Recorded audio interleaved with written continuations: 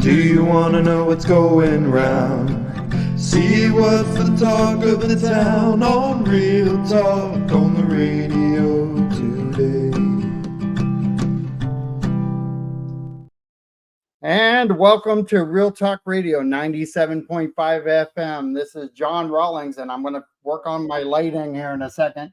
We're broadcasting live from Northport, Florida, and beautiful day out. Please take your time getting home.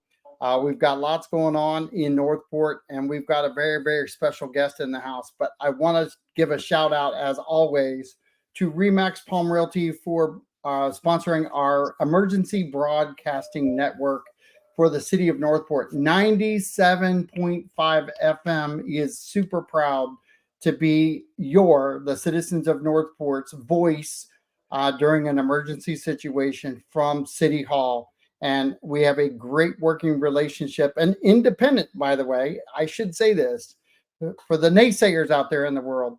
So listen up if you're the naysayers. We have an independent relationship where the powers that be decided that the voice to the citizens is needed and appreciated and embraced. And we had overwhelming support from the city and staff. And I got to tell you, from somebody who loves the city, loves staff, I cannot speak highly enough for everyone who was involved. So special shout out to all city staff and all that worked on this project. It is such a vital part of what we need for our city.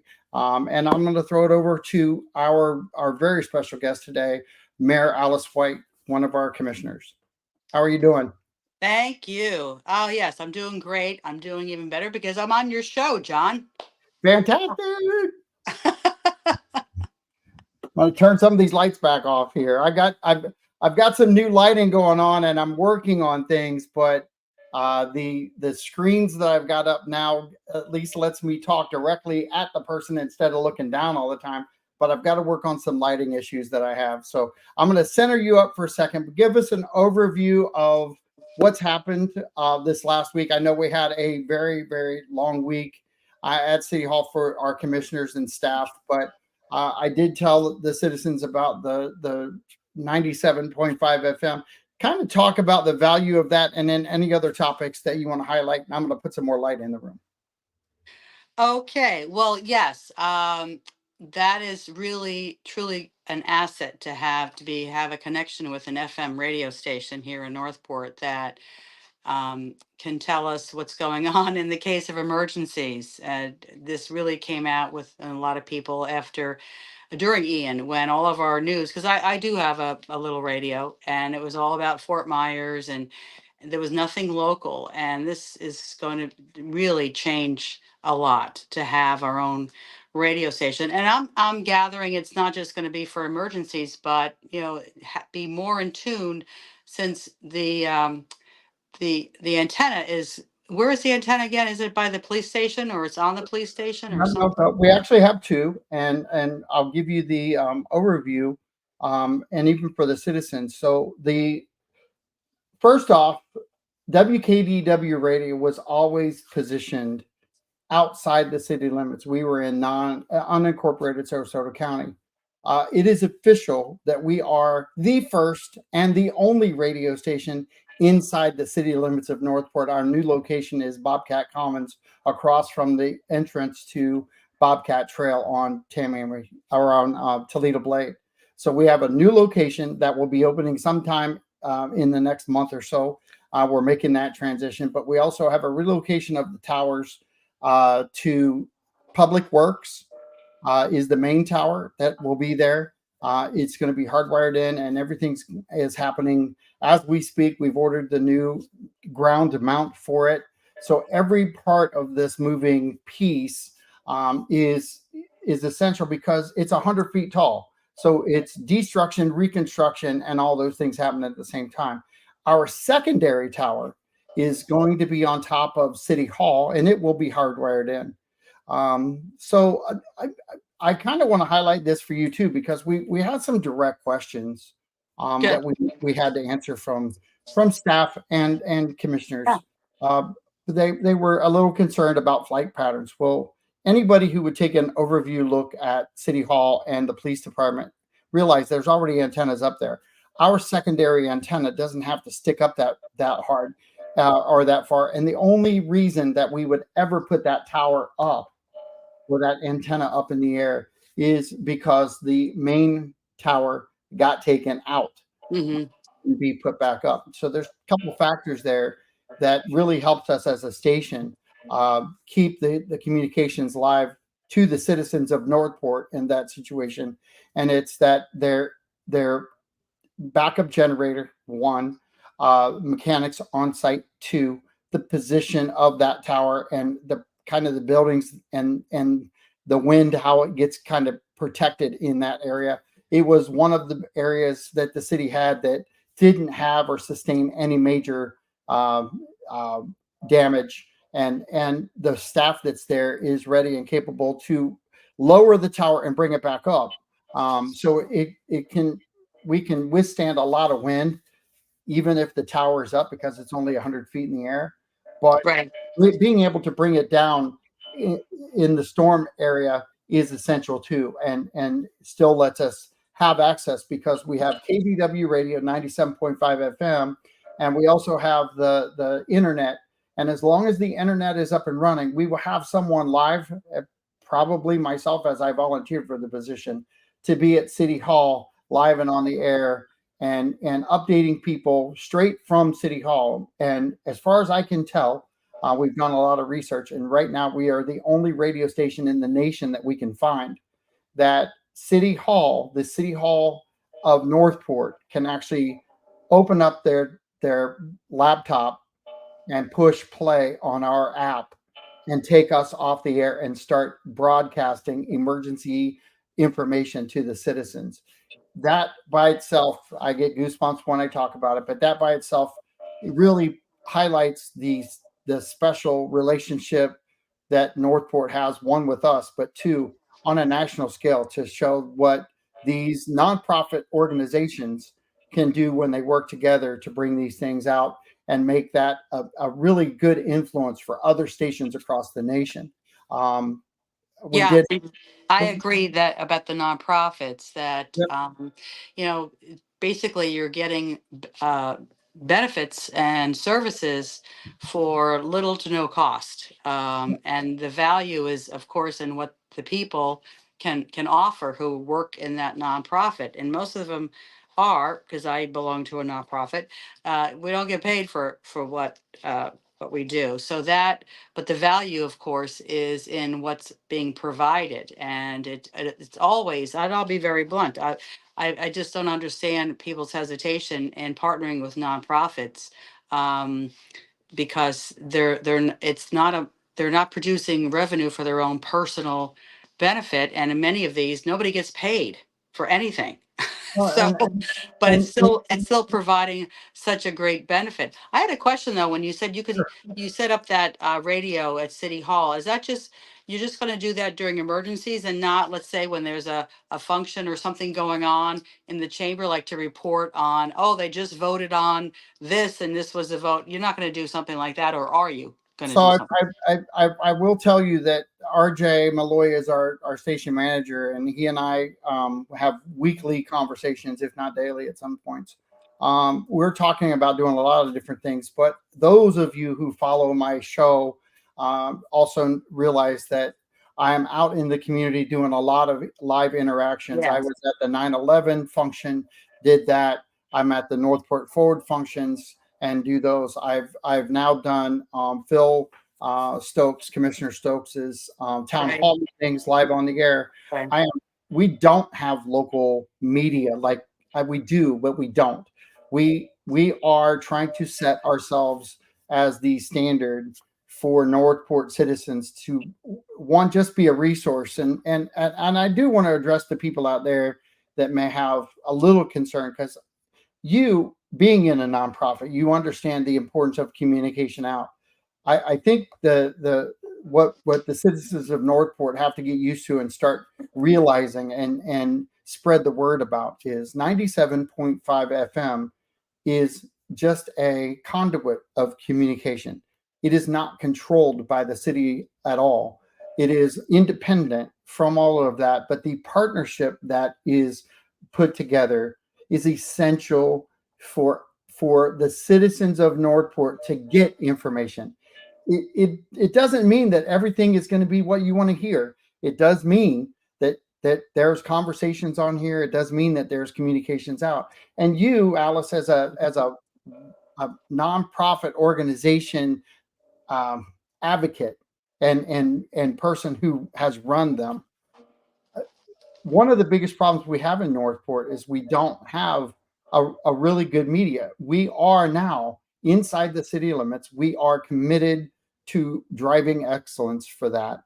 And also, we have those working relationships with our nonprofits that we do and we promote and we take great pride in. That's not going to change. It's just going to get enhanced because I believe with the city's help in helping us, a nonprofit, get the station name and recognition out with this asset. It's an asset to the citizens. I think the citizens are going to embrace us and the information that we provide even more so. Right. And going back to what you said, those live things that you can do, yes, that breathes a breath of fresh air into the city that you're there, you're live, and it just makes the city even more vibrant than it is when you're right in the middle. When you did that, you and I did that shop local when the shop Yeah. local had its first market open, and that was just so great because it was happening right then, and people were able to see that this is Northport. It's not some staged little thing putting together that always looks so dry and boring, but it's live, and that's what is so great about that. And being located there, there's always events going on at that city center green. I'm assuming it's not going to be that much of a reach to say, hey, look, there's this going on over there. Let's go over and just talk to some people, or just this is what's going on at the city center green tonight, or something like that. Am I right in thinking Yeah, that could and happen? even furthermore, we've got Joe Newman at the station who is a huge advocate for going out and interviewing businesses, local businesses, and really promoting them out and really trying to engage with the community in a different facet. So I'm hitting it from the community as a, hey, look at what's happening. Hey, get involved. Hey, look at what's happening at City Hall. Like you're on your monthly show now. This is not programmed. This is not set up. You had no idea how I was going to even open the show, let alone, I mean, we had what, 15 seconds together before we went live on the air because we had a 5-minute intro in which we didn't talk. There's nothing programmed about this show. Right. And yet, one of the best things so far, we are getting the information out people need to hear, but they need to understand that this is really about them. You took your time as a commissioner, and all the commissioners do this. And this is where it kind of drives me crazy when somebody picks one commissioner over another. If you don't know all your commissioners and you haven't sat down with all of them, shame on you. And shame on you for even calling one out over the other. I am embarrassed by it. Everyone has a different facet that they bring, and we can't expect all of our commissioners to be programmed the same way. And I want you to kind of give your overview because one, I've known you all my life as the tree lady and the pie lady, and now you're the commissioner and you're my mayor. And believe it or not, I've watched you transition through your time as a commissioner. I don't think you envisioned yourself transitioning like you have. I don't think you saw that. And I give you like tons of credit for how you've adapted, how you've had to look at things different. Can you give an overview of that? Yeah, you ask really loaded questions, John, with I a lot do. of I stuff. do. I need a secretary to hold up cards and say, okay, now this is the next thing that he threw in there. Yeah. But you're right. When I was still teaching, people would say, why don't you run for commissioner? And I mentioned this at our meeting when we were talking about a salary increase. And I said very bluntly, I can't afford the pay cut to go be a commissioner. So that's why that never happened. But I also never envisioned myself being that deep into politics. And I haven't really embraced it. For those who don't know, I did run for Sarasota County Commissioner first, because that is a partisan race, and that was brutal, let me tell you. But I always feel that everyone should have someone who they're running against. And I hate to even use that word against, but nobody should just waltz into a position, because then there's never a conversation, there's no dialogue about who you are, what's your vision, what's your ideas, because the person doesn't have, if they're the only one running, they don't have to say anything. So that's really why I ran for county commission. I never expected to win that, but that was like breaking the ice for me. Right. And then, of course, things happened for a reason, because we know that there had to be a special election held, um, and somebody said, "Why don't you go for that?" And I said, "Yeah, you know what? Yes, I have been immersed and involved in Northport for over 30 years." And I say those two words, involved and immersed, because I haven't just lived here and taken up residence and just went about my daily life, but I as soon as I came here, I wanted to be involved with the people. That was always my first and foremost objective, was to do things to improve our quality of life, and just to create a wonderful experience as much as possible for people, no matter what it was, for the short time we have on this planet, and just to make it good. And everything that I've done focuses around that. You mentioned you knew me as the pie lady. Yes, I started doing making homemade pies under the cottage food law over 10 years ago. And that also opened up, the opportunity for me to meet more people, because initially people were just coming to my house. I actually, yes, I put signs out, saying, homemade pies. I actually paid a sign waiver, because if you have, if you're moving with a sign, it's okay, because that's protection under the First Amendment. But you can't put that sign in the ground. So I actually paid somebody, a teenager, to go stand on the corner and wave a sign. But I would have, yes, strangers come to my house, and you'd have the greatest conversations with people that I didn't know, and you just find out about, what makes them tick, just in that short time of the pie. Then I had junior chef cooking classes for kids. I used to do that on Saturdays, and then in the summer I had what I called my summer camps. Boy, that was really interesting. We made homemade pasta and things like that with the pasta machine. But again, I had people coming here; their parents would drop them off, and I just got to really talk and meet with a lot of people, and you learn a lot more about the dimensions of people and what they do and where they're going, and they're dropping their kids off on the way to work. Oh, where do you work? And you just find out more about your world, and it broadens so much when you allow yourself to do that. And being a commissioner, it it really took me out of my comfort zone. Um, because I do go to as many ribbon cuttings as I can, and business events that I can, and things that normally, as Alice White resident, I would just say, no, I'm not going to that. Right. But now, yes, I feel, initially I felt it's my obligation, but now it's like, yeah, I want to go to that.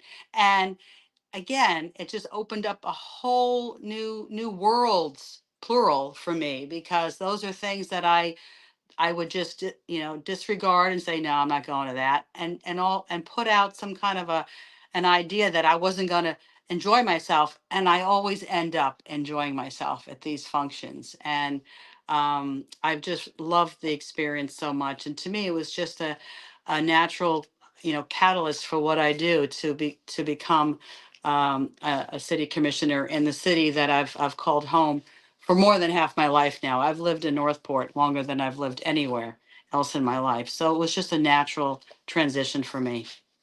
And you talk about the Alice White, and now the mayor commissioner Alice White. Do you ever disagree with yourself on topics that Oh, you have to vote for city best? Yes, and I've brought this up to people. This comes up with land development, of course, projects and applications and rezonings, um, and I've had conversations with people, and I think I've posted it on my commission page that, approval of a project doesn't mean that I like the idea. But that's not my role to pick and choose based on I like that, I don't like that. That is not how it works as an elected official. And thank goodness it doesn't. We have a country that's based on making everything equal as much as possible. It's a tough thing to do for all the people, and not just pick and choose who gets to have it. So sometimes in those cases I'm like, yeah, but if they check all the boxes, you have to approve it. That's how it is. And it really shouldn't matter what I personally want or not want. It's really for what is for the betterment and the good of all the people. And I feel really strongly that the people who don't come out, who can't come out because they are so involved in their own lives, going to work, having families, and just going on a boat, doing whatever they want to do in life, that they don't want to take the time to let me send an email about this. Let me go listen to this meeting. Because quite frankly, years past, I followed commission meetings only if it was about a development project. That's the only time that I would make a comment about, can we save more trees? Can we make the site plan, work around the trees? That's the only time I would get involved. Um, and I tell people there's not a development project that came in the city that I can't tell you the history behind, because I've been here since Northport started to develop after the general development, Right. thing, that That's when we the started beginning. getting. Yes. So I could tell them, all those stories and how even that process has evolved a lot from what it used to be. People think now maybe it's convoluted. It's not, because back then they had something called the pre-concept plan. Then they had a concept plan. Then they had all these names, and you would go there and they say, well, that should have been brought up during that's and you say, okay, next time I'll remember that. And then I would go and they say, no, that's coming up at this, then, and that was it. And I realized it was just evading, you know, what was the issue of putting it off. Now it's very cut and dry. It either follows the code or it doesn't. There's no ifs, ands, or buts or wishy-washy things about it. So it's come a long way. And I'm glad that it's come to that point, because it's no longer what they used to refer to um, a long time ago. And I know I'm dating myself, but the old boys network. It's Right. not that at all, because there was a time when that's what it was, and people would just, I would just be told something just to quiet me, just to shut me up. And when you go filing through the papers, you realize, wait a minute, this isn't really true, or I don't agree with what they said. Now that would never happen. Everything is very cut and dry, and everything is written out, and people know exactly where they stand on these projects. And again, going back to where we started, that it's not a matter of saying, no, I don't want that project just because I don't like it, and all these people are here saying they don't want it either. That's not the basis for denying or approving a project. So I've got a question from Sean Kirkpatrick. Are you satisfied with the current use of the city's tree fund? Question mark. If not, what would you like to see done differently with that fund? Question mark. Well, we're still going through the process of how to really use that fund. We've had one or two public meetings. We had the Environmental Advisory Board make recommendations. I don't think anything's been finalized with that yet. That has to come back. I know a big chunk of it was spent to establish our natural resources division, which I am so ecstatic about, because thinking about all the development that Northport has had without having an actual department that saw everything as a unit, and now we do. Because again, that's something that when I served on what was called then the Beautification and Tree Council in the early 2000s, it would always come up and somebody would always say, why don't we have a natural resource department? We're talking about trees and gopher tortoises and ospreys and eagles, and we don't have anything like that. Well, now we do. As far as using that money for other things, some of the ideas are really good. Buying, say, quarter acres or little parcels of land that can be just preserved the way they are.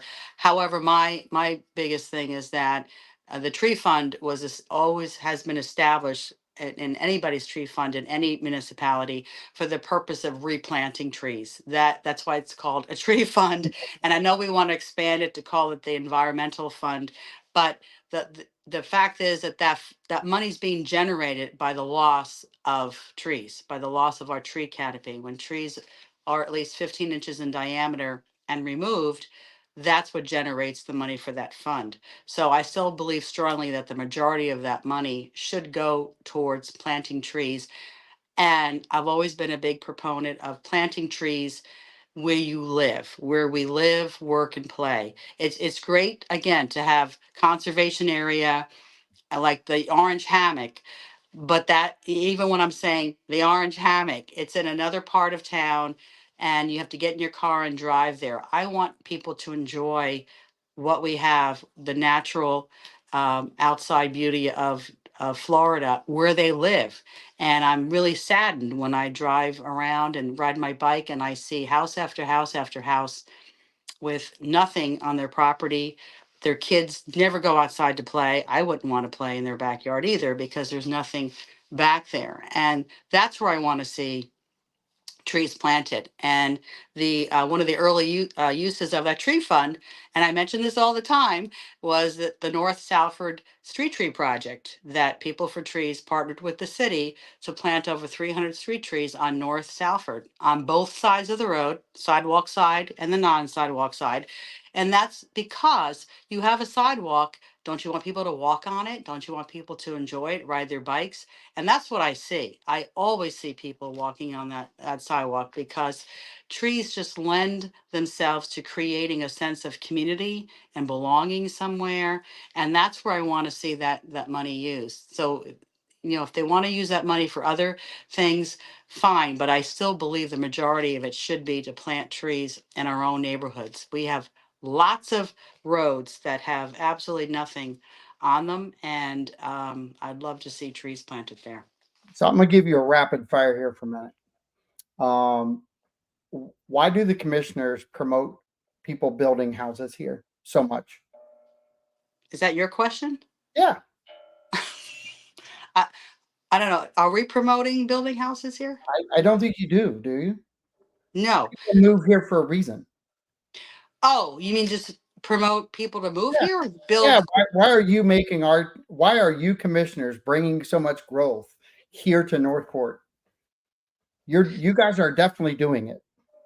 Well, the growth is bringing itself. People are moving, and I was just thinking about this today, John, because you know, because I was talking to someone about our percentages, and we had made the list for the seventh uh, city in the United States with the highest property values, and then we were like the fastest growing place in the whole country, and then when I listen to the people that say they're unhappy, but I'm thinking, well, why is everybody moving here? They obviously are moving here because it is a great place to live. There's a lot of things going on, and it is a beautiful city. And we have these quarter acre lots. There's upwards of 45,000 quarter acre lots that were platted by General Development, and that amounts to almost 12,000 acres of land. And that's why I've always focused on those trees and our natural habitat that is taken away for a house, because that is still always going to be the biggest environmental impact we make to all of Northport is by quarter acre by quarter acre. And I mentioned that decades ago with my work with People for Trees that, when people see large parcels clear cut, and I reminded them that we are clear cutting a quarter acre at a time. You just don't notice it because it's a quarter acre here and a quarter acre there, but it's still having the same devastating impact. And that's what goes back to what I said. We need to be planting trees back where we're taking them away for that. But people are moving here because they want to, because we obviously have what they want. They have a choice to move to Port Charlotte, which again is not a municipality. A lot of people I talk to, believe it or not, are still surprised that's not a city. And I said, did you ever see a police car that says Port Charlotte on it? I mean, that's the first thing I learned, how you can tell if it's an incorporated Right. city or not, if they have their own police and fire force. And I've mentioned this before. It was really important for me to live in a municipality because I wanted to have live in a place that had its own police and fire. But that's another topic. But people are coming here because they love what they see, and then they're making that devastating impact when they build their house on that quarter acre because they took everything down. But they have the freedom to put something back and to try to amend somewhat for what they took away, if not just for the good of everybody, but for themselves. Like I said, have trees and shrubs and around your yards that you could enjoy. Even if you just stay in your nice little air conditioned house and look out the window, you're still going to enjoy that as opposed to looking out your front window and just seeing road. Right. Seeing a road in front of it. So So I will say this. Sean Kirkpatrick says, thank you for the answer. I invite the mayor and all the city staff to donate at the 928 Boots and Badges Blood Drive at City Green. And that's on the 28th of September. So, or 28th of September, sorry. And all those things are factors in what Sean and I do with Bobcat Blitz and getting the sports show out on Tuesday nights from 6 to 7 o'clock. You talked about the value of the radio show and the partnership, and that's just another asset of what we have. Is we have a sports show featuring our high school and the athletes there, and we actually broaden that because of Sean. I do the in studio stuff, and Sean is like our roving guy, and he goes out and does interviews. And we incorporated last year a lot of our youth programs into the show towards the end of the year, and we highlighted them, and they really were very well received. And things that we're trying to do is creating that environment. The city is creating. It's 65 years old. We're an infant in the city standard of life, and our media side, we're infants too, and we're trying to do everything and anything that we can do to, I think, bring communications. And I think our city is working tirelessly at that. I'm going to throw another question at you, and it's off the cuff again. These are some of the things that people say out there, and I've read. Why do you guys at City Hall bring so many car washes, mattress stores, and gas stations to our infrastructure? Why is it that that's all you're bringing us? yes, and that comes up all the time, and I would think as many times as that's come up and been answered, that people still ask that It question, is. but it's fine. Again, we don't we don't bring anything in here as far as like, okay, we want a gas station, let's go out and solicit for a gas station. We have zoning regulations in place for uses. Certain areas of the city can have certain uses, and there's a whole list.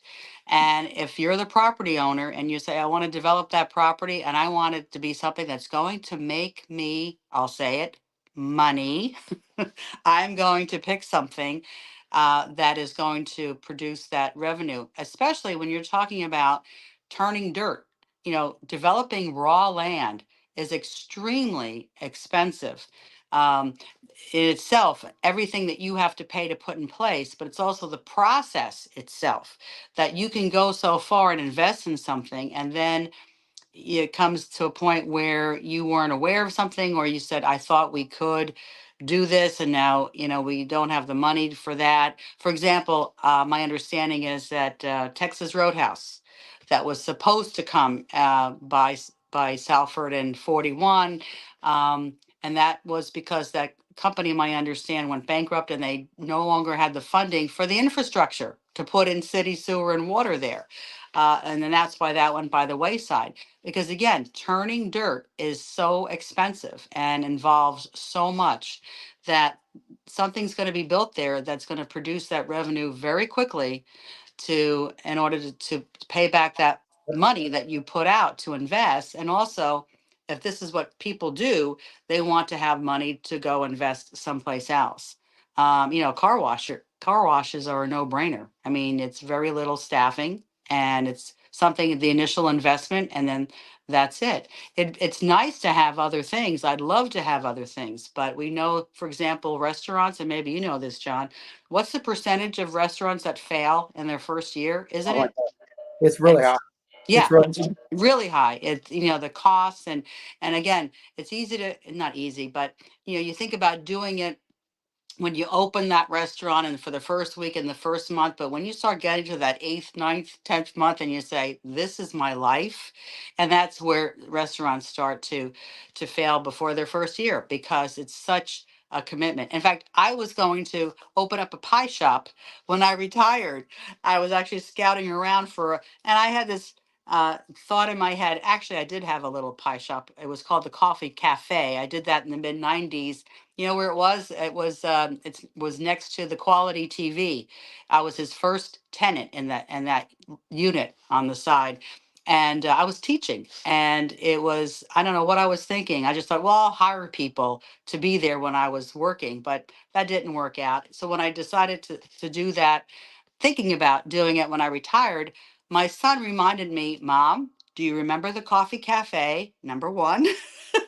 And also, if you go ahead and do it, you're going to be, that's where you're going to live. You're going to be married to that shop. You're not going to be at home anymore. And I realized, he's right. And that's why it's really tough for, a mom and pop type restaurant to get going. And again, getting back to your question, commissioners don't get to pick and choose who comes in. If it's on that list, they can build that. You have to approve it. They're going to build that.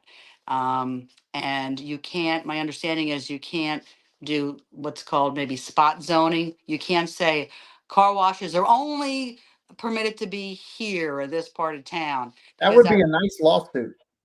yeah, it would be a nice lawsuit. And again, when people move to Florida in general, they really need to understand that Florida in particular is extremely respective of property rights. And that goes for everybody. When homeowners say, my property rights, yes, but they also extend to people who own commercial Yep. properties and people who have property that they didn't know what to do with. So that's why it was zoned agriculture, because that's the lowest tax rate you can be charged when you just throw some cattle on it and let them roam around until you decide what you want to do with that property. But when they decide, okay, I want to offer it up for sale, so I want to rezone it, and people come out and say no, that is that person's property, that they always had the right to develop it. In fact, that's what gives that property value. I know people don't like to think of it that way, but you can't buy property that cannot be developed, because then you're talking about conservation land, or you're talking about green space, and those areas are parkland.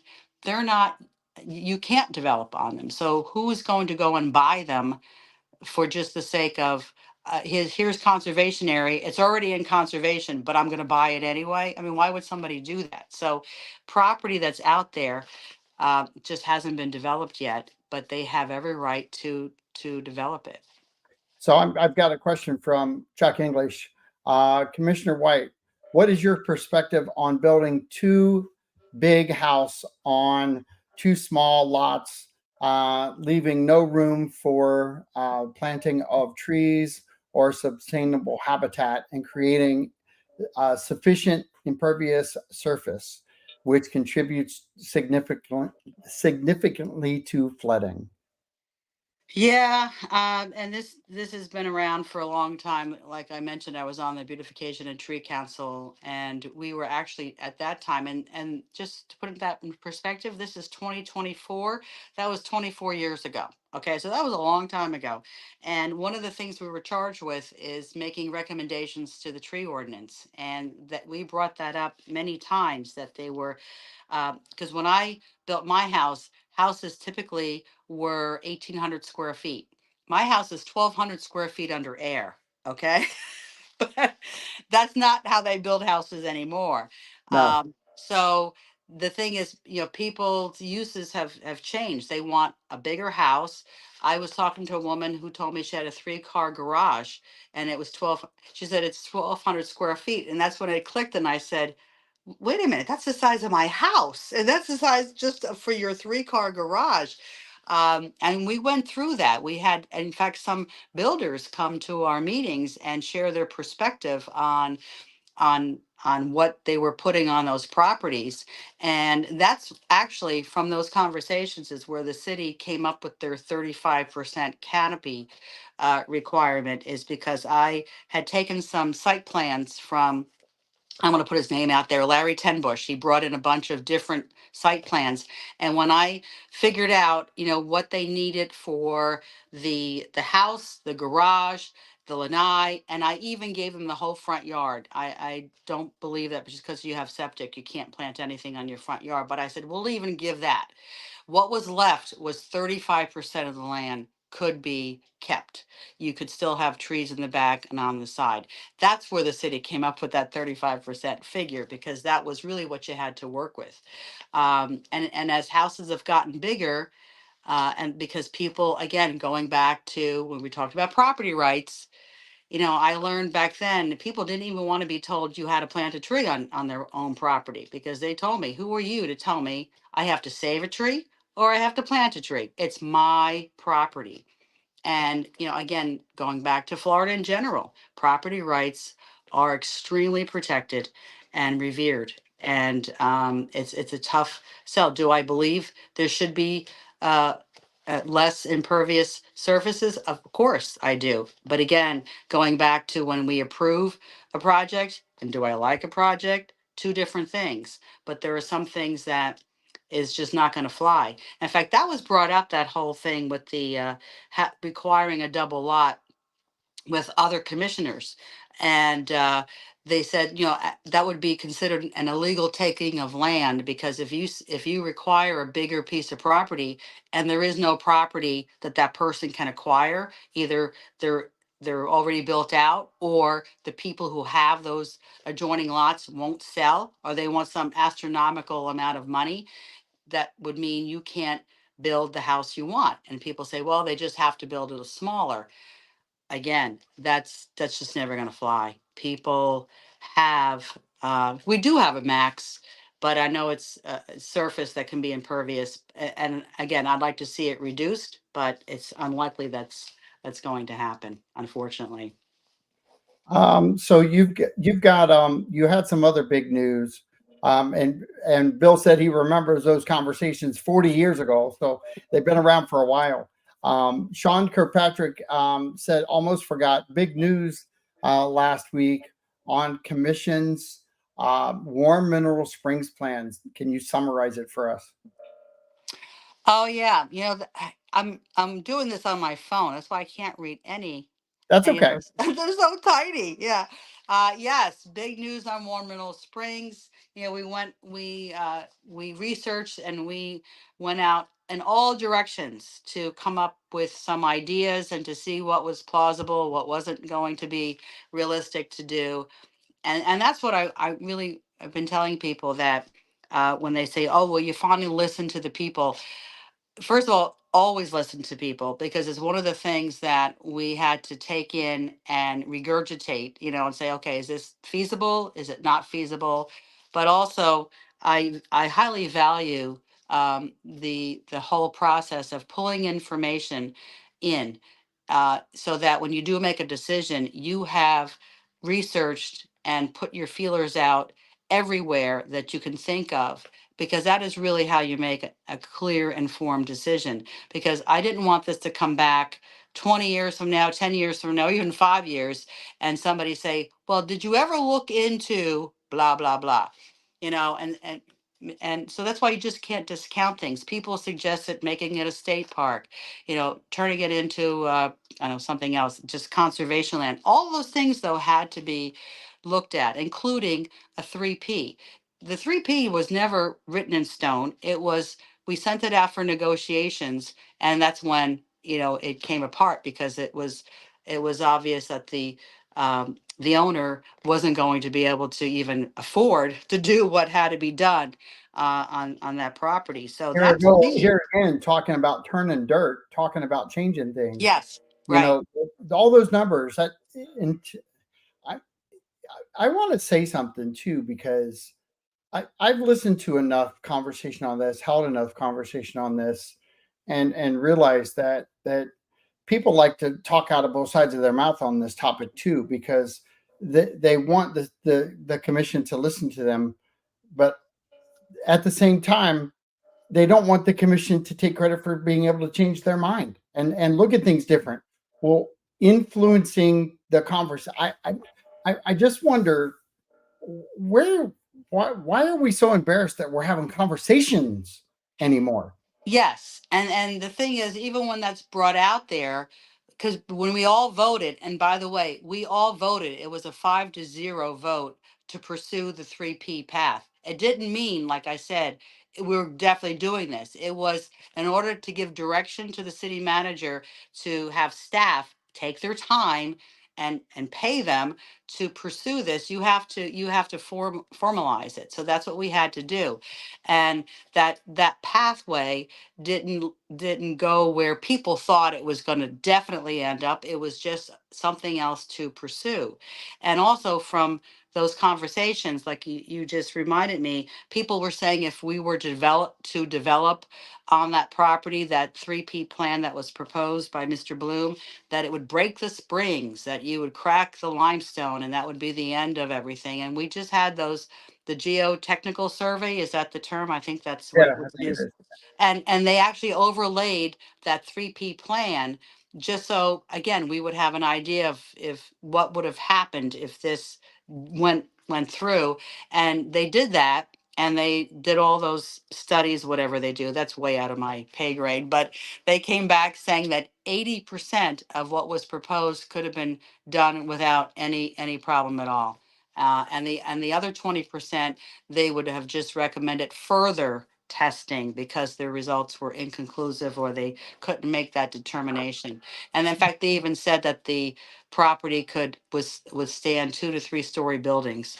And again, what you just said, people put things out there, and people start to accept it as fact when it really isn't. But we had to know that. We had to know for sure what's the truth, what's the reality. And that study showed a lot of what could have been, but again, it wasn't going to happen with a 3P. And what I learned from all those conversations, talking to people about the springs, and the people who go to the springs and love it, they just want to swim in that lake. That's all they wanted to do. And And they that's could care less about anything else. they and like and I realized that's why those buildings deteriorated the way they did. They didn't care. And I don't mean to say that in a bad way. They weren't concerned about the buildings. They just wanted to walk in there, put their towel down, and get in the water. That's all they wanted to do.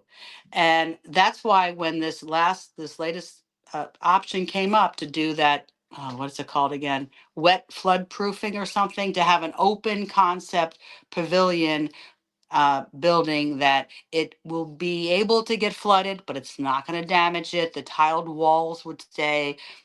And I realized this is perfect. This is really what the people were saying. Have some tables around there. They said outdoor showers, because even somebody had a conversation with me saying we don't need to have these fancy showers going inside and everything. And they're right. You go to the beach and you just have those outdoor showers to rinse yourself off. That's all they said they wanted. That's what the plan right now is going to include. So that all of that, we couldn't get to that place until we turned over every stone and every leaf out there to see what really were our options. And that's what I Would encourage people when something is put out there to try to really avoid cutting it down right away. It's the same thing when I would, would have teaching my students or my junior chef cooking classes, and I said, we're all gonna take a taste of what we just made. And I told them, nobody's going to say ew. Nobody's going to say that's disgusting because you're putting a thought in somebody else's head that they're thinking, oh, what is it about this that I shouldn't like? So instead, if you're not sure, you just say, I'd like to have a no thank you portion. That means I'll just give them a little bit. And if you don't like it, you either, say what it is you like or don't like, but you're just not going to say, ew, that tastes disgusting because then you just, tarnished everybody else's opinion. And that's what I heard so many times with Warm Mineral Springs. I wanted to know, really specifically what it was that people didn't like and what they did like. And like I said, I really learned that they just want to go in that lake. They're not interested in having really anything else there, and that's fine. And the 62 acres, there's a group I understand that's come forward that want to make wonderful things out of it. They first have to start with trying to get rid of how to figure out how to get rid of the peppers, and I know the pepper trees. And I also know that a big contentious issue is going to be those, and I'm going to say it, John, those stinking Australian pines. They should yeah. have been they should have been cut down long time ago. But I had conversations with people through the years that, oh no, they're special and they're the only things that's giving us shade. And I said, yes, because Australian pines, their needles are toxic. They prevent other things from growing so that only they will grow there. That's how they're set up. I said, yes, there should have been native pines planted there and native sable palms and our native plants and trees decades ago, and that's what you would have had there instead. So I'm looking forward to that conversation because I'm sure that's going to come up again. But again, if people want to restore that to really exemplify the natural, wonderful beauty of Florida, you have to get rid of stuff like that has no place here and is detrimental to our natural environment. So we're sitting at about 4 minutes till 3 or 4 o'clock. I mean, Wow. Okay. you've managed to chew up a whole lot of time with your conversation. No, I'm teasing you. I'm teasing you. I think we both did a good job of chewing up 55 minutes. But I do want to say that Chuck English had a question, and I want you to highlight, and I hope that you'll stay on a couple minutes after. I'm going to end the radio show at 4 o'clock. I must do that, but I want to say thank you for listening in on WKDW Radio 97.5. I will end the show at 4 o'clock because I'm mandated to do so, but I'm going to stay live on the air if it's okay for this last question for you, Alice. Is that cool with you? Yeah, sure. All right. So the question is, you keep talking about property rights, but your rezoning negated the property rights of many without notification. I'm going to say this first off. He knows that's not a true statement. And Chuck, I love you to death. That's not a factual statement. So I'm going to ask it differently of you. The city followed the state statutes. They did everything they're mandated to do. They broke nothing. They didn't do anything wrong within the regulation. Would you like to see us have done more? As far as the notification, Yeah. no, and I'll say that because I don't see where that would have progressed the issue any further or not. The rezoning had to happen, and as long as the city follows the state statute as notification, and the thing is with uh, property rights, my understanding is that rezoning can take place as long as it's providing greater I don't know how else they phrased it, but greater opportunities or greater uses for that property. It would not have been good to downsize it. I don't know how else to put that, but to restrict it for less uses would not be a good thing, would not even be permitted. My understanding is if you're giving that property owner more uses for that property, if somebody already has a house on there, they can continue living in that house, and that's their property, and there you go. If it is undeveloped property, then they can do more with it than just, they can't build a single family house. They can build a single family house. What is it? Attached. They can't have a detached like our typical houses. So that's giving them more uses for that, again, raw land. And when I talk to people who say, well, they saved all their lives to build a house there and retire. And I'm thinking, do you really think that's a reality, that the lot that they bought 40, 30 years ago on a very not very well traveled road, they're still going to want to retire to there on what's going to be a five lanes of asphalt? I don't think so, but they're going to be looking for a way out, because nobody's going to want to build just a single family house there and live on that kind of a road. But they're going to want something that they can have an office, they can have a daycare, they can do something else on that property and also live there. So it's like they don't have to pay for a separate rent because they have a daycare here, or a doggy, what do they call those doggy things that people go and put their dogs in a kennel overnight. They can have it, there. So But I want to ask you something differently though, because it's always point your finger at the government. Point, point, point. It's always that. And I'm sick and tired of no personal responsibility. It is the landowner's responsibility to know what's going on with their property.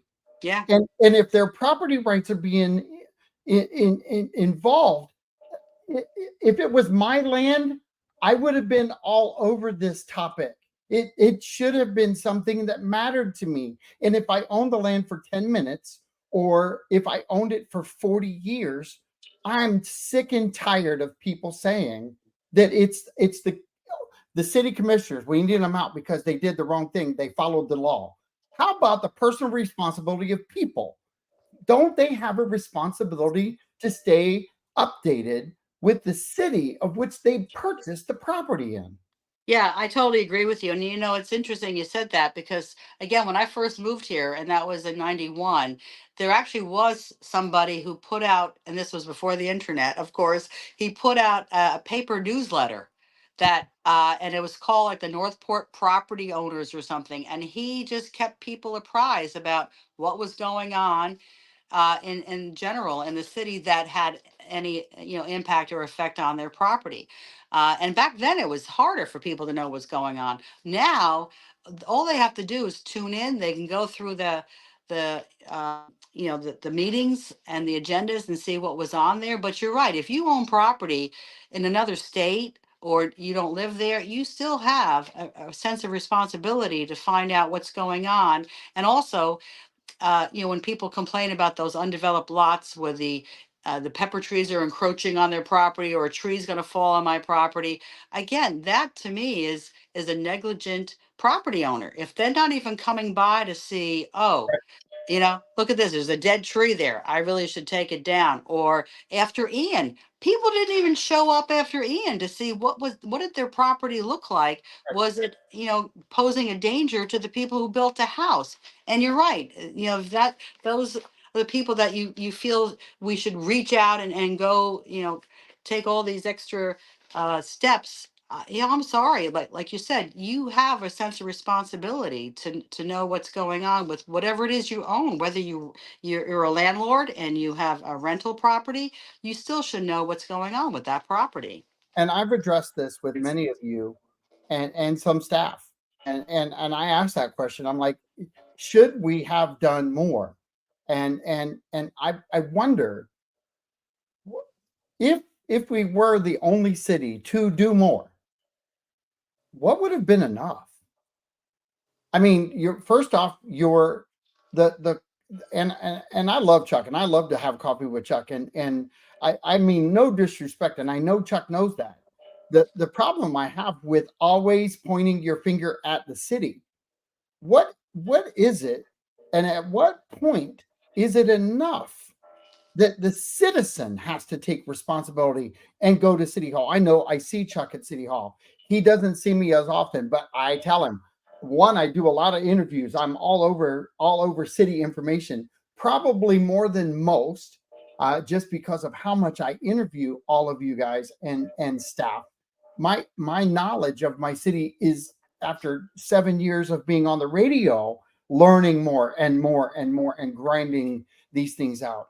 I've learned a ton of what happens, but I also have a responsibility on the show. One, to let everyone talk, and one, to get their answers out. But I also need to give a shout out to the property owners who are absent. Absentee property owners have a responsibility to take care of their property. They're owners of something. If they don't give a crap about the communication that they should be providing to the city, they at least annually check up on your tax bill and pay your tax bill, and know that your taxes are updated. And oh, by the way, maybe I should get caught up what's happening in Northport on my Right. feed. Maybe it's the right time to sell. Maybe it's the right time to hold. Is that the city's? I mean, you would almost have to put everything in a bundle and say, listen, we should be advising people when to sell their property too, because this is the perfect opportunity. Right. It's kind of a BS walkthrough, because they don't consider. I'm not pointing fingers, Chuck. I'm not pointing fingers. Don't take it personal. What I'm telling you, and I mean this to you, you're not the only one who does this. I know where your questions come from. People also you have to agree that people have to take responsibility. And it is perspective. Chuck, give your solution. If state statute is not enough for the city of Northport, what is your solution for what extra the city should have done? Because, by the way, they did do that. They were on my broadcast. They're on the radio. It's all over social media. And by the way, there are people out there right now that think that being on this podcast or this live stream event is not a good idea, that the city is undermining things. I'm going to call BS on that too. You all want perspective, but do you want everybody's perspective, or do you just want to choke on your own? There needs to be open dialogue. There needs to be responsibility. And Chuck, you're a good dude. I love having coffee with you. I enjoy it. This is not meant towards you. It is meant to every absentee owner that's out there that would even think about contemplating bitching about this moment. Because the truth of the matter is, as citizens of current landowners here, all the residents have a responsibility to stay in contact with their government and know what's happening. It is not the government who, by the way, should be knocking at their door. I don't want my government at my door. I want my government where my government is, but people have a responsibility to engage with knowledge. They need to do what Chuck English does. They need to do what the Robin San Vicentes do, and they need to go to commission meetings. I went to the commission meeting the other day. Those two people were there. There wasn't a mass crowd there. I will say that there's a lot of people that watch online because our city does it on YouTube. They do it everywhere. They push content. And my frustration comes out because we never hear the responsibility of the other side. It's always, how wrong is our city for doing everything in their power to follow state guidelines to get communication out, and yet they're a bad city and bad city representation because they didn't do more. Where's the idea? What, Chuck English, is it that you think they should have implemented to do more and go outside of state statute? And I And just want, I would want to just to add quickly that there are people that have been in touch with me that they were very anxious for the rezoning to occur, because it wasn't just along the Price and those corridors. It was in general, because they had plans that were on hold, because one lady, she was waiting to do a daycare, and it was only going to happen if the rezoning went through and she could finally do that. So there were people that were looking to do more with their properties, and they were being, stymied because they people were we it was such a long process. The whole ULDC was, what, 9 years in the making. It was absolutely ridiculous. But yeah, something that you mentioned is, I think people too, like you said, we followed state statute, and people were saying we should have done more, and they were the people that didn't want to see the rezoning take place. That's the only thing I could come to my conclusion, that they were the ones that didn't want to see it happen. And for the most part, a lot of the people weren't even involved with that. They just saw it as something, like you said, anti-government. You're doing something that the people don't want, so let's press it even further and saying, well, state statute may say you did enough, but we're saying you're not. But what if that comes up in the future, what that's a reverse situation where, we that okay, we're going to do more than what the state statute says, but it's something that you actually want, but we're going to put it out there and say, okay, we want to get more people to know about it, but you're saying, well, we don't want people to know about this. I mean, it shouldn't matter. It shouldn't be based on whether you want to see something or not. That if you follow a standard procedure, like you said, state statute usually pretty much dictates everything. And that's a pretty good. It even trumps our local stuff. It does, and that's what the home rule thing is all about, that Yeah, we can't have anything that's going to be in place that is stricter than the state statute. So we do what state statute says. We know that we're taking that line and that stance, and we're doing what really is necessary to be done. And I just don't, I don't believe here, that. And like you said, I think here's you his, hit on it about our government, that the opposite of having an organized government is anarchy. So yeah. Well, I'm not in and favor of anarchy, okay? But he he gave a solution, what, and it's not his. It's Commissioner McDowell's, and listen, I heard this. yeah, This is over and beyond again. yes, This is not done. This is a new yes, procedure that and Chuck, you know this. And I love the perspective. I listened to the idea, and I thought this is where, and I don't know about you, Alice, but this is where I thought, and this is where I stopped, and I said, wait a minute. If you're telling me that what they've done so far isn't enough, first off, when is it enough? And I'll what is promise it? You're you right. that if this Yes, Chuck was invoked in immediately, it would have not been enough. Somebody in that group of naysayers or no voters or people who found out late that owned property, I'm sorry, all of those excuses are not worthy. You can't find out late about something that you've owned for 40 years and then say it's not fair. I, right, I there's things that, and Chuck and I are going to agree on a lot of things in the ULDC that I don't like. And I've told many of staff and representation, I don't like them. I think it is 100% wrong. And that is really the craziness of this whole thing, is that as a society, I think we've gotten away from the personal responsibility of ownership. And it's so much easier to point away from ourselves right, at you know it used to be that A's and B's were good enough. A's and B's were good enough. It isn't anymore. Even high school isn't good enough anymore. You're walking out with an associate's degree now, right. and you used to have to pay for that. When I went to school, you had to pay for your associate's degree. You didn't get it out of high school. You Yes, got a high school education. yes, you're Things right. change, things progress. Yes, the dual credit. There's kids who graduated high school. They already have their but it's their personal Yes. whose responsibility is it to do those classes and get it? Because right now you can actually go to high school and you can walk out with your normal everyday high school diploma and do your thing, or you can do more and take personal responsibility Yeah. to take higher and more classes and walk out with an associate's degree. Associate. That's right. It's still personal Right. responsibility to have that Right. help.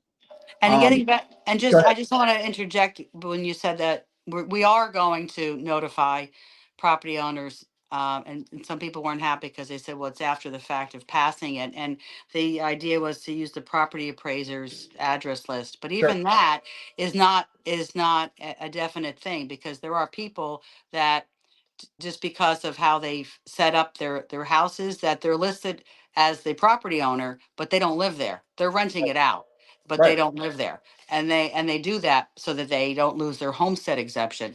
I know a number of couples that's what they do. They decide to cohabitate in one house, but that other house is still in that person's name as if they live there. So then if we send out these notices and it goes to that address and that person isn't going to get it because they don't live there, then is it going to keep coming back saying, well, I didn't get this notice because I don't live there. Okay. And then, oh, it came back, it's undeliverable, or should it be certified mail? Should we put out the expense for certified mail for every single one? I mean, it'll just go on and on and on. And I appreciate that's why the state statute is the way it is, because I think they already hashed this out, I'm sure, with all of these situations that could occur, that is not going to change the outcome anyway. So Well, this I is know. this I, is the best we can do. I Right. liked your answer though. I think that your answer was sufficient in that you've done everything. And the truth of the matter is, you staff. I've done shows on it for the last 2 or 3 months, where staff and the city manager has come on, and our city manager holds a once a month a show, whether it be an hour, it's at least an hour long, but he goes 2 hours on a Q&A. And I dare say that these questions never come to him. You People don't want to hear the truth sometimes. Truth is not enough. The state statute, it dictates even some of the things that all the city commissioners want and the city manager wants and city staff wants. State statute trumps a lot of Yeah. those things. And people, I don't know that people, I know that the Chuck Englishes and the Robins and Pams of the world, they all know that, and they're used to hearing the grind. But I don't think that the citizens of the world either don't care enough to know the inner workings. They're just existing within. Mhm. They're grinding. We have 90% of our people that drive away to go to work, and yet they're grinding every day, not here. And the importance for everything that you guys have been doing, and the importance of the infrastructure, the importance of the borrowing of money for referendum, the importance of all these moving parts to make our city greater and to make us an anchoring city instead of the exiting city. We don't want 90% of our people to go to work. That hurts every restaurant here. And you guys want more? You want more? We need more density. We need jobs that are higher paying, and we need them to be local, because the restaurants do an analysis on lunch drive, breakfast drive, Yeah. and we fail in both of those categories. Yes, we did. And then I think it was Barbara Langdon told me the other day, we lose $780 million a year because people shop elsewhere Hmm. and they spend their money elsewhere. Open your minds up to Yeah. what that number is and what that value brings to any business owner. The family tables that left, the Right. Alvaros, the Freds of the world. Alvaros is still there. They're being redone, by the way. They'll be open in a few weeks. Yes. And I'm super excited about that because it needed a facelift, and I'm glad it's getting it. But I want you to think about the Perkins of the worlds. That they did the groundbreaking. They opened up. The Perkins of the world have to grind their years out to make it pay for itself, and yet they don't want it to leave because they know there's a potential value of payoff. Right. Restaurants today and stores of today are looking at things at a much more critical mass. And Hmm. our density, as we pick up our density, and I'm positive that you don't like you, the Alice White citizen, are not a huge fan of density, unless it's done correctly. But there's rules and laws and property rights and all those things that pop into that. But there is a value of bringing density to get more here for the citizens to stay local. And as Yes. the And if mayor, I, go ahead. yes, if I could add that I also have learned to appreciate the value of going vertical as opposed to going horizontal, which again, I'm going back to our quarter acre lot makeup here in Northport. Everything is horizontal, and that is going to continually strip everything on those 12,000 acres of land that we have for that. Whereas if you build vertically and go 2, 3 stories up, I know we have a 4-story building. I think the Arbor Park that's on Citizens Parkway is 4 stories. But in doing that, rather than going out, they actually can conserve more green space. They can keep more trees on that property because they didn't have to go outwards. They went up instead. And also, what I tell people is projects like that, they have to submit their landscape plan, their tree plan, and also we have commercial standards code in place now where uh, that it's definitive that if they have to plant so many trees and so many hedges, those things have to still be there on that property. If a tree dies, they have to replace it. Homeowners don't have to do that. Homeowners, like I said, don't even have to plant a single tree on their property if they don't want it. And there's nothing you can do about that. But those other projects, they have to. And that's why you see these, like the Cocoa Plum, they have these landscaping companies that they pay very well because they had to submit that with the development order. They have to Maintain. put that in. Plus, it's also going to increase their own property value for their investment. And And it is pleasant to go. It is it like it there is something to be said about concrete cities. We're not one, even though people claim we are. We are not a concrete city, right, and we're never going to be the downtown Naples. We're never going to have that environment. But I do have a question from WKDW radio. So somebody's typing in. What kind of revenue does the stadium for the Atlanta Braves generate for the city, since they have not provided a full-time minor league team that creates jobs? And I create part-time jobs on that for the most part. And they only play about 14 spring games at the season. What tax money did Northport residents pay for this stadium? gee, is that for me?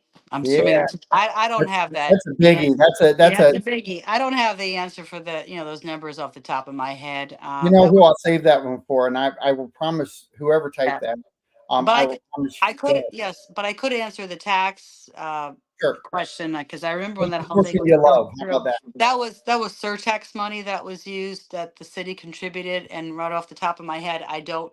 For some reason, I'm thinking 3 million or 7 million. I don't remember which figure it was because I actually served on the Citizen Oversight Tax Committee that just looks at all the projects that are being used with surtax just to make sure they're legit and they're following the rules, and that was one of them. And I just don't remember if it's 3 or 7 million, but that came from surtax.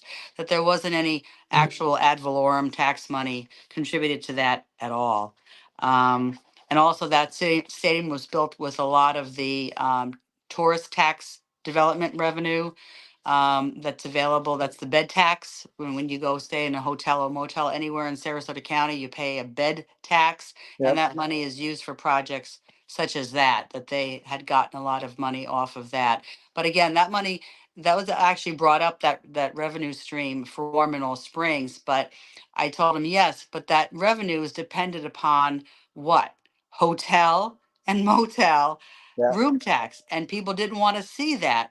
at the War Mineral Springs. So you're not going I to, just picked that up. eventually your revenue stream is going to dry up if you don't put things in that are going to produce revenue back to keep that fund going. So there's no way they were going to put out millions of dollars for War Mineral Springs, but not get anything back to put back in that fund so they can continue to fund projects like the rowing facility and things like that up there in North County. But that's how those funds work. You have to have a way to regenerate that money. Otherwise, somebody will use it, and then future generations won't have access to it. And you really always have to be planning for the future. And let me spin off of that with another question. You brought in the fact that you had hotels and such. The development that's happening in the Welland Park area has a helping hand with the Big Brother and the brand. And I talk about brand with the radio station. I talk about it with Remax as a realtor, and the city. The city has a brand, and all these brands. It's like Welland Park has its own little brand in that Yes. area, and if people look through a different lens, they'll realize that we have anchors in the Welland Park area. We have our builders up there who are anchors for the growth and the potential and the styles and different things like that. We have Rick Severance, who was on my show, and I loved the interview with him. A fantastic job. So it's on my Real Talk Radio page. It's on WKDW's Facebook page. Watch those Facebook pages. Go back and watch those shows because there's a lot of information that and understanding that you get with those. But it isn't it important that our areas, you the importance of understanding the bed tax and the hotels that are going to go in at Welland Park now that are going to generate money we've never seen. Mhm. We don't have bed tax like other Right. areas have. I mean, I think we're at what, two, three hotels. Well, no, two hotels. We've got Budget Inn inside our city limits, and Okay. and we've got the Hampton. Yeah. So our city of 90,000, the biggest city within the county of Sarasota, has two. Okay, well, we just don't forget, we did annex in the War Mineral Springs Motel. That Okay, property was annexed in. so we But have three. again, We have three. very limited, opportunities for revenue producing places that's going to put back into that fund so that can be used But elsewhere. what changes with and I'm going to say this with the additions of the Atlanta Braves and the four hospitals. And I'm going to stop right there. Those four hospitals and the Atlanta Braves in totality with the draw and the hotels and the jobs and all of those things. How is that going to change a lot of the landscape of what we see today? I believe we're going to have some hotels and in different locations out at Sumter and 75. I believe that whole corridor in the next 5 to 15 years is going to look different. Just like I believe that Toledo Blade is going to look a lot different. Hmm. Different overnight with the industrial side of things. The industry is it's massively changing Right. what we look like, and yet we're still not going to be where we need to be where other cities are. But Right. having that growth with the right jobs and the right kind of revenue generators for our area, those are going to make a major impact, aren't they? They are, and actually, it was a couple of years ago. I think it was when I first came on that there's a hotel, the initial platting on Aiden Lane. You know where that empty parcel is by Perkins on Yep. Aiden Lane. That because I remember think being told it's like 3 acres or 5 acres, and I said you can build a hotel on 5 acres, and I think I was told you could build it on 3 acres actually. So Yeah. I don't know. My concept of thinking, oh no, you need a lot of land, but apparently they don't, because that came across our the dais already for the initial zoning or something. Because again, some of those parcels, as you know, they haven't been spoken for yet. They're not going to stay, as people refer to them, green space. They're not green space. They're just properties that they didn't decide, they didn't know what they wanted to do with them yet. Yeah. So they've just been sitting there and they're going to be developed. And I know every time that happens, people are going to lament about, oh, there goes the green space. It's not. It's just like what that they're doing at that entrance off of Sumter by the CVS back there. People wanted to know what was happening in that big parcel. And again, that's been slated for quite a few years, for what was going to happen back there. And they're finally, they're breaking ground and they're going at it. And people think it's this happened overnight. No, it hasn't. It's been going on for probably 10 years, that particular property, the plans for that and what it was going to be used for. Do you know what I'm talking about? What property that is? I think so. You describe it for the listeners, and I'll. When you take Sumter South and you cross 41 and you go, the CVS is on your right and there's that side entrance into Walmart and then Yeah, you they're keep building. going. They're building over on the left now. Yes, and part of that I understand is going to be a retention pond. Is that going to be the storm? That was what they originally had in mind Is, for that, and I think that's still going to happen. is that Um, the runoff? Is that the pond for the runoff for across the street? Yes, Yeah. yes. Because again, people don't understand that when they have those retention ponds in areas, they still pay taxes on that property, even though they can't use it for Right. anything. And then in case people never noticed, the UTC Mall, there's no retention ponds there because that's what that rowing facility accommodated. That was a little tiny park that grew into this huge lake for rowing because it takes all the water that comes from the UTC Mall into there. So they didn't have to, in their terms, waste space just for a retention pond when instead they can build, restaurants. They have so many restaurants at that place. What a great think about it though. That's Yeah. a great utilization and a transition of an area into an economic developing component Yes, for because I've ridden on, I love Honore Avenue. I've mentioned a number of times I bike ride all the way up there, and I'll put in closer to McIntosh and those areas, but I'll eventually get up there, and it's a great reward when you get to the end there and you have.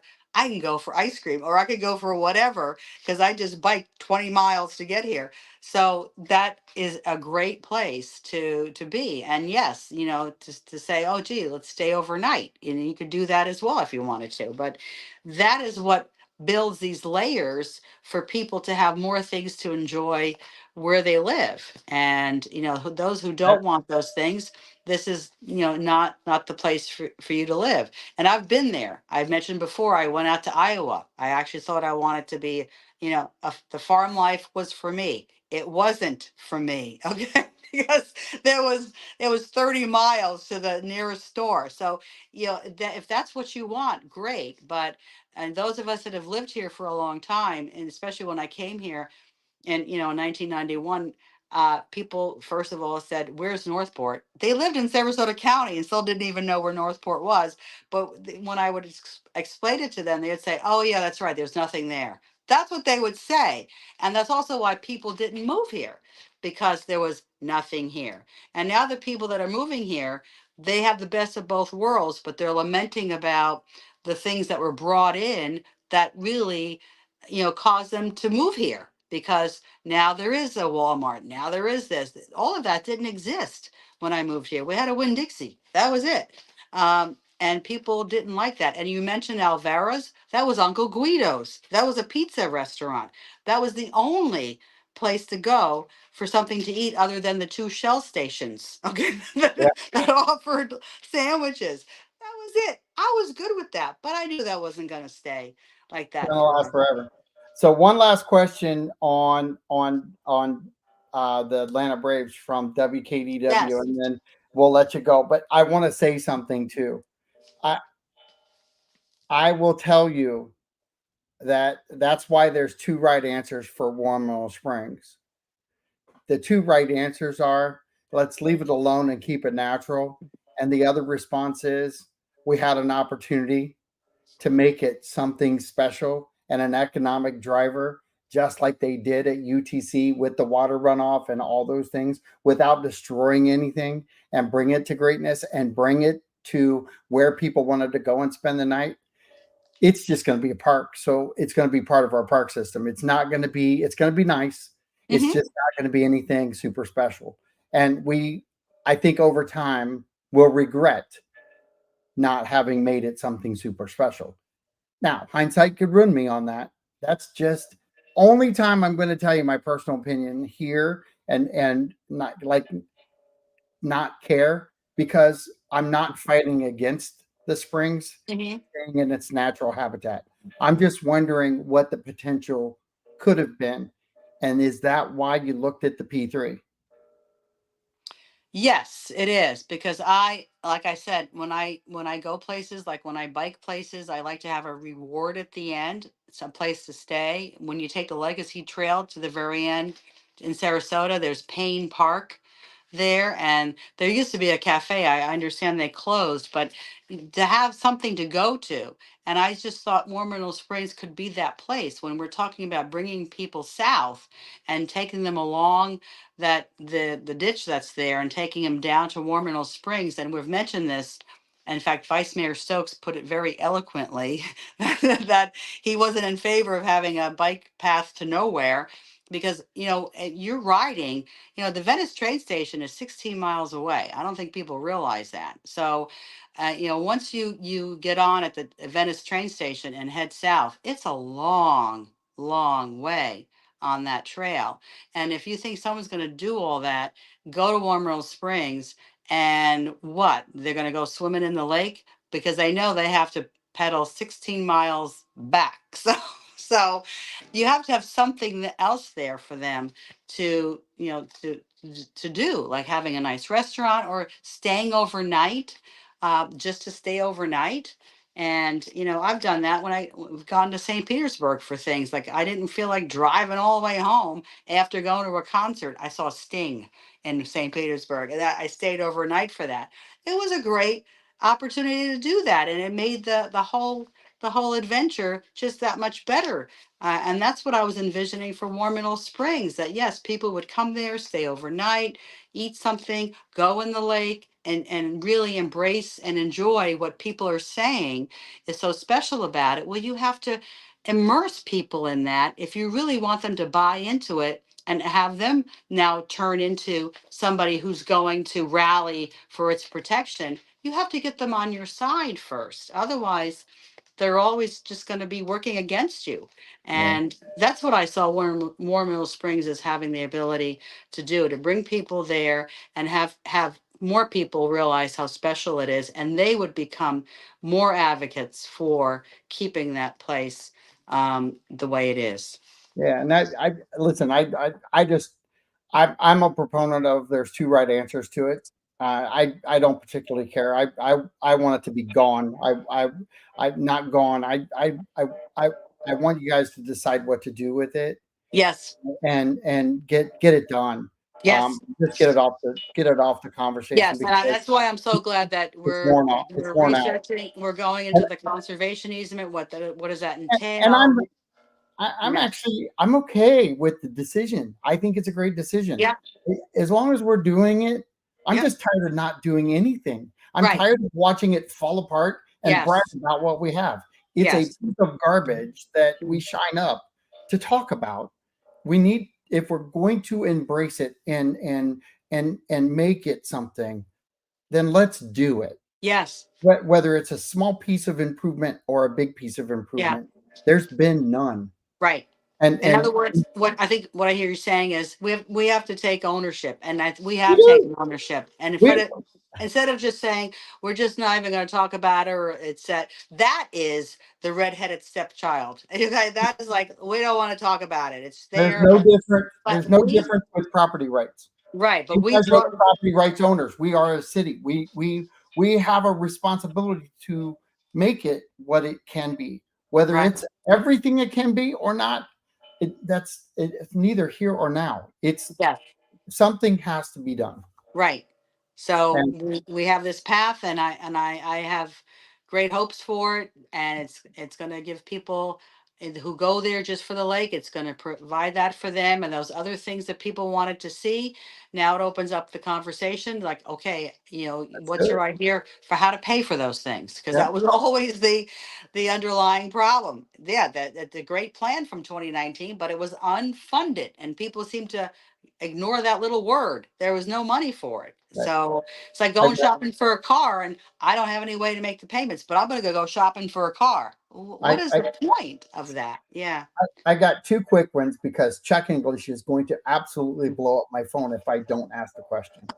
Um, uh, so because he's already texting that I'm not going to ask his question. So the 90% of our workforce driving away to work, how do we come up with that data? Because I said 80% the other day, and I actually got corrected on that, and they said around 90. I, Yeah. I listen. I I don't know if 90 is an accurate number. I don't know that 80 is an accurate number. I know as far as like how I look at it, if our restaurants at noon are saying, "Oh my gosh, I can't stay open," Right. that's a problem with any city.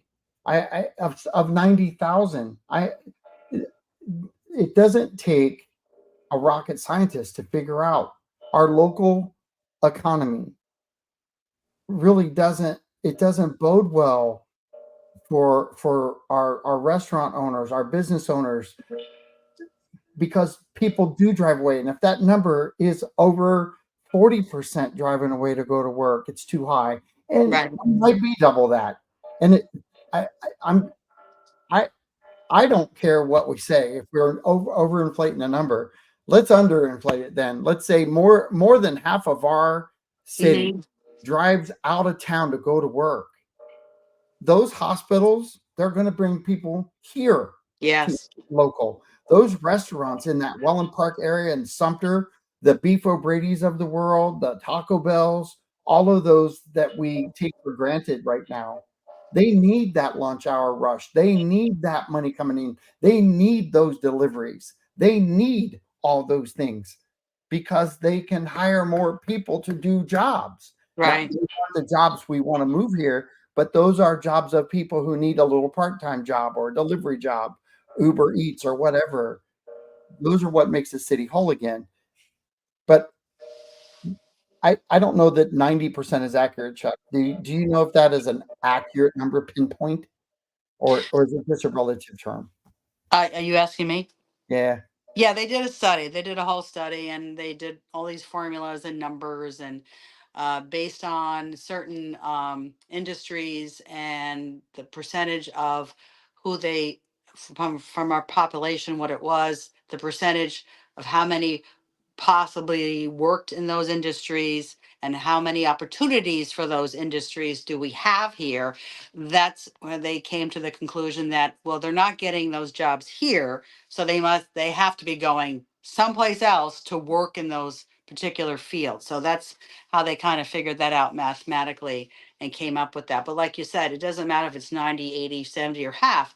You have an awful lot of people, and anybody who's been on the interstate in the morning knows that line going north and south, especially north, gets worse and worse as you go through the as you start getting to those three exits, starting with what, Clark Road. They Right. just start to it's a standstill. People are going elsewhere for work, but like you said, when you don't have something here for those other places that depend on that workforce, because I know I taught over in Inglewood in the Rotunda, and I did an awful lot of my shopping in Inglewood.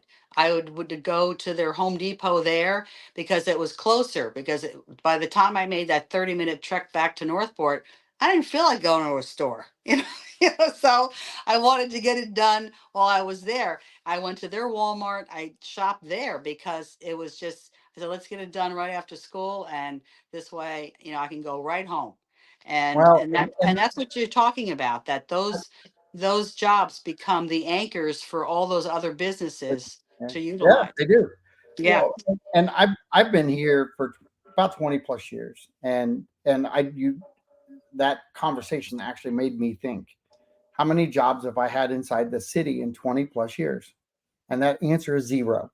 I have Hmm. driven out of my Right. town, and I'm a realtor today. Hmm. Do I drive out of my town to go to work?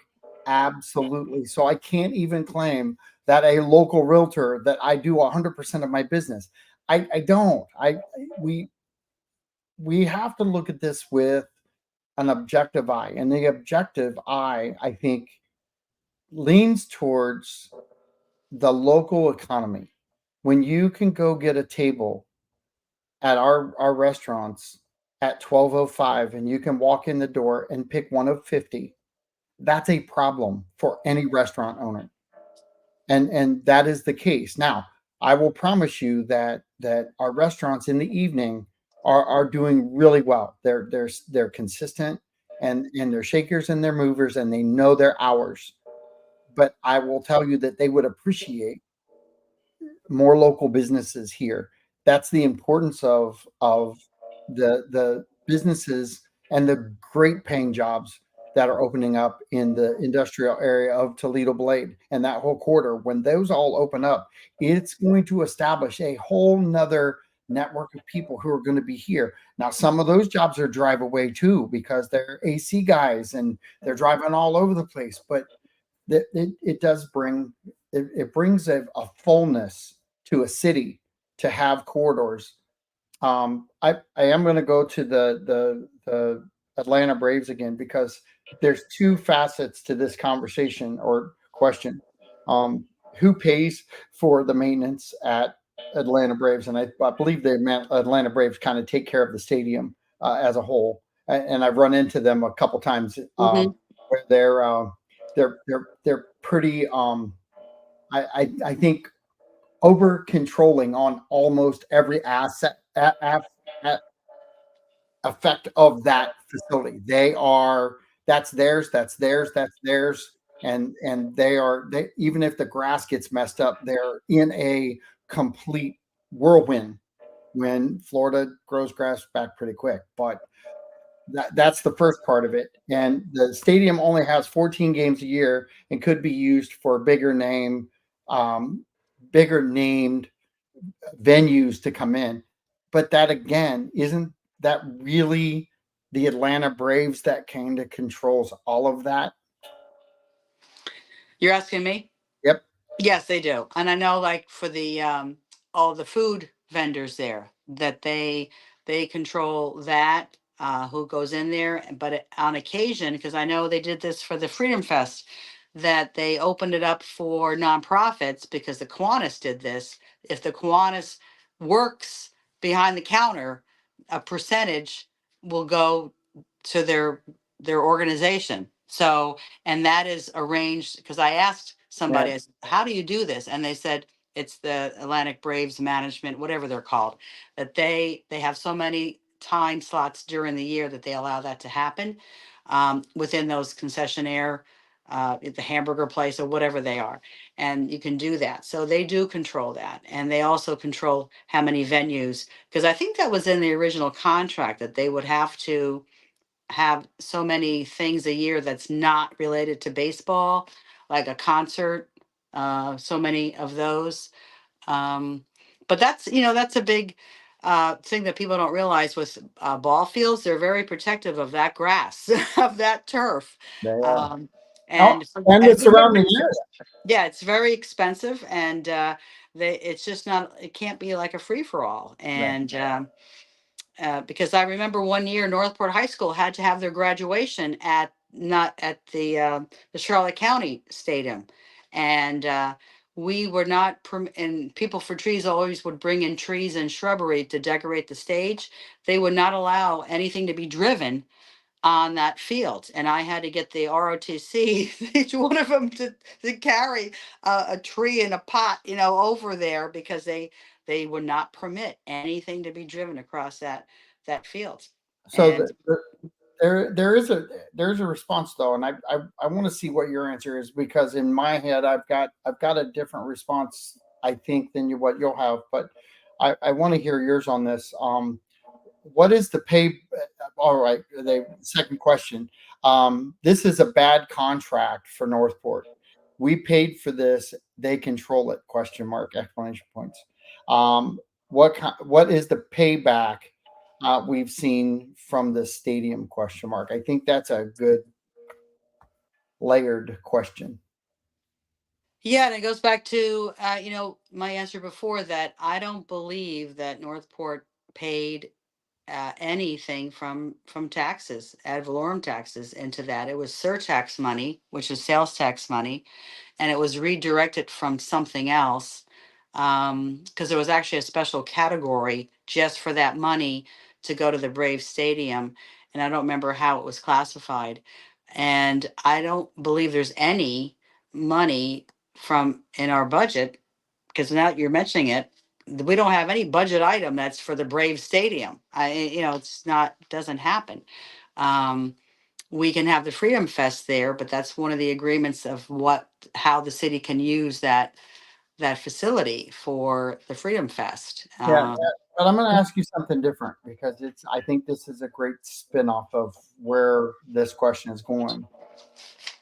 I watched. I'm a huge baseball fan for all of my life until my older years, but I've watched it through a different lens now, because I grew up in Columbus, and we were George Steinbrenner's stepchild in Columbus, Ohio, because we were the Columbus Clippers, and we were the AAA farm club for the uh, New York Yankees. So George Steinbrenner was there a lot. Deion Sanders played ball in Columbus.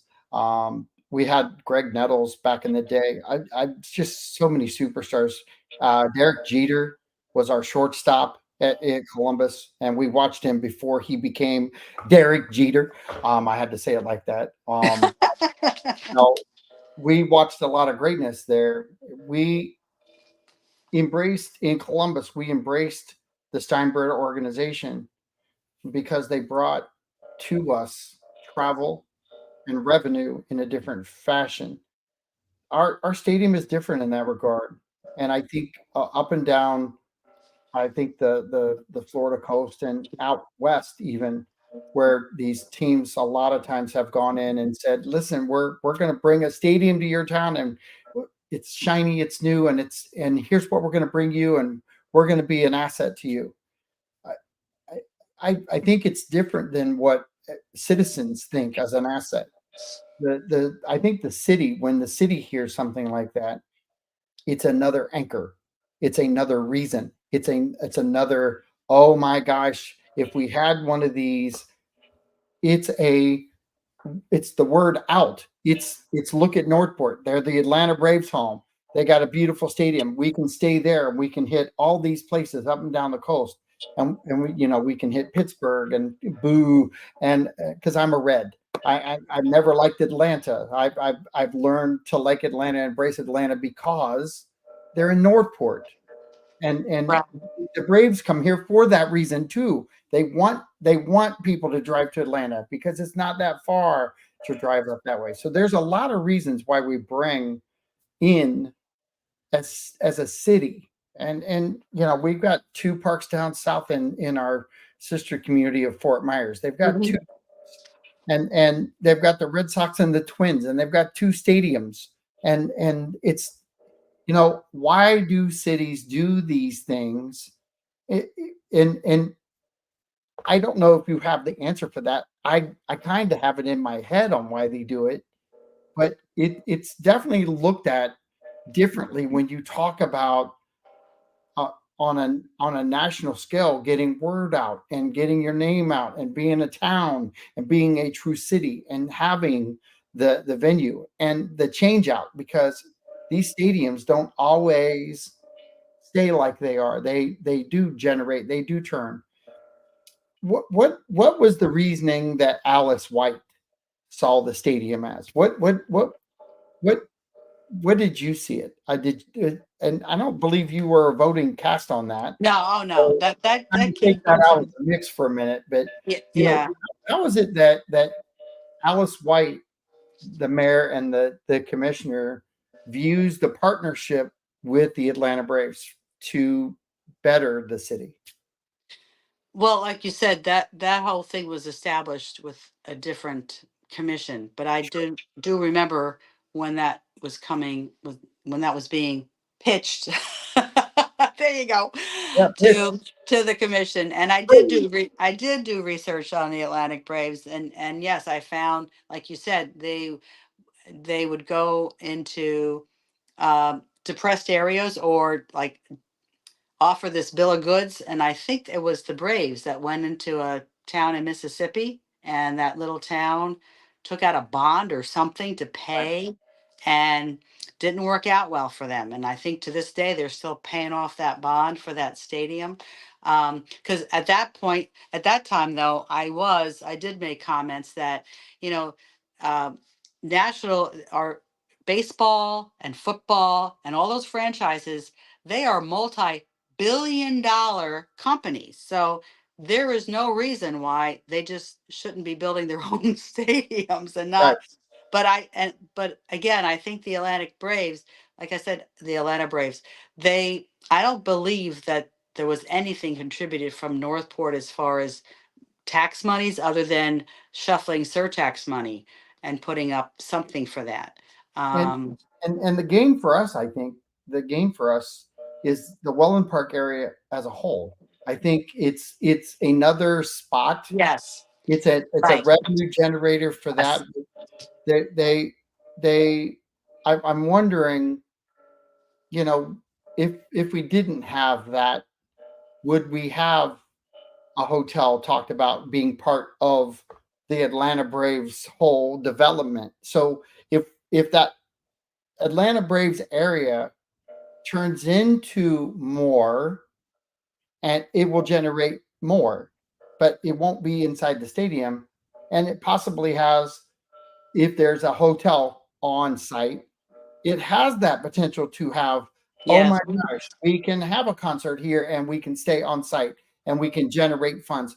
The Atlanta Braves are probably looking at that too, as how can it turn dollars, Yeah. and Yeah. with a good with control and restraint. Right. And like you said, that when that stadium came in, it was always designed to be a component of the bigger picture. Whereas some of these other places, when I researched, it was the only thing. There wasn't really much to feed into it. So when the baseball team left, it was just, just big void, because their plan wasn't to build anything else around it. Whereas Welland Park was built up around that stadium, and now there is, of course, Welland Park. There's parts of it that's in unincorporated Sarasota County, that's not Right. in the city of Northport. That's going to get built up. There's the Winchester Ranch development, and people again weren't here when that was approved, but that's already been approved for 10,000 homes. That was some years ago. When Winchester Boulevard meets River Road across the street, nice ranch lands, not going to stay that way forever. That's going to be 10,000 homes in there. And again, that they're going to feed into that stadium, and that whole atmosphere that you're talking about that's been created for that. It's going to be the go-to place, and it is the go-to place. I go to Welland Park. They have their farmers markets on Sundays. They got Friday night food trucks, and the thing is that once you know something is established and there all the time, it's going to be the place to go. When I've had people come and visit, I take them there. I'll meet them there. Even my son. My son was born and raised here in Northport, but he doesn't live in the city. And but he will go to Welland Park. And I said, well, that's still Northport. Jake, that is Northport, but what he's saying is it's not the Northport where he grew up. So, but that gives those opportunities for people to go somewhere and experience just having fun. Like I said, when I started the conversation, I've just always been one to enjoy life to the fullest. You know, my dad always said, Alice just wants to have fun. And I said, you're right. Why else are we on this planet? Okay. So, Hey, let's be so miserable. yes. And when people are miserable and they're so, down, I'm like, man, is that how you want to spend your time? Just being resentful or dislike something. And, and this is why some of the people that come to the meetings, and I'm going to give her a shout out, Robin. I love it when Robin gets up there and comments, and I notice she's not on here today, No, but she's been on a couple times. oh, okay. But because she has opinions and she has things she doesn't like, but she doesn't, to me, appear to me that she's taking it to heart. Like she's making that consume her whole life and bringing her down. She's not happy with things and she'll express that, but that's it. Yeah. That goes in a category, get on with your life, enjoy what you have here.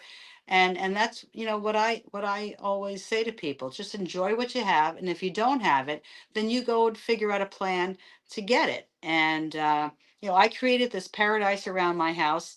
I think I mentioned before, it was, not until Ian that even some of my neighbors didn't even know what the color of my house was. Okay. But And I did that for me because that's how I wanted to live. And that's what everybody should do, is create their own little paradise around where they live and enjoy life while we can. well, we've been on 2 hours, and Yeah. I know that you probably had something else going on, but I I appreciate. have to bake cookies tonight. Yeah. That's all right. I appreciated you staying on, and I didn't mean to keep going, but it seemed like we kind of picked up more activity as we went on, and I do appreciate your time, and it's been a great conversation with you, and Sure. I want to thank you for taking that extra time out of your day to do all this. Oh, So, yeah. Commissioner Mayor Alice White, this is John Rawlings with Real Talk Radio saying thank you for your time and thank you for listening in, and thanks to every citizen for their involvement in the Yes. show today. And please share and like the videos. It really does help get the information out. 97.5 FM is the Citizens of Northport's emergency broadcasting network. Please tell your neighbors and your friends and your family members. They can get all their information directly from our station inside of City Hall. Thanks, Alice. I appreciate you. Thank you, John. Thanks for inviting me. Bye bye now.